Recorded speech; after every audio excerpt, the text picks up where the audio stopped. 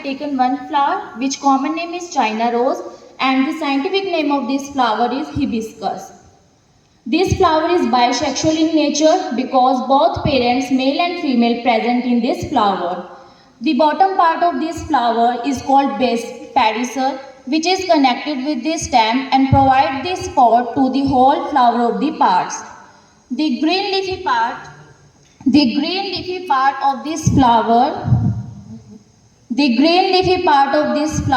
is known as calyx, and the another name of the calyx is sepals.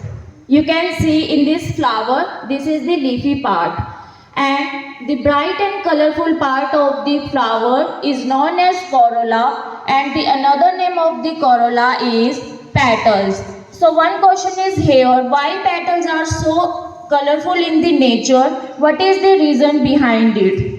Anyone else? Yes? Biology students?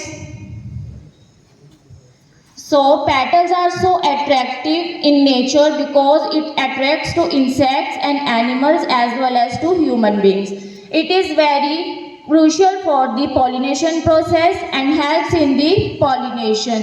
What is the pollination? Pollination is the process in which pollen grains are landed on the stigma and fusion for the ovary and pollen grains. Next, third part of the flower is the male reproductive part. You can see the yellow part of the flower is male reproductive system is called stamen, and stamen consists two parts, filaments and anther. And anther contains pollen grains which are the male gamete. And the last part of the flower is the female reproductive system. After the removing all the petals and sepals, you can see the female reproductive part of this flower.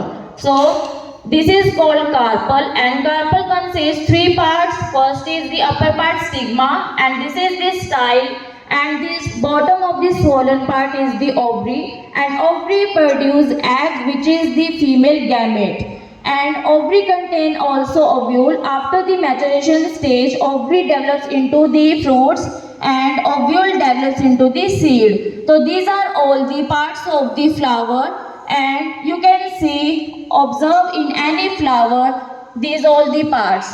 Thank you.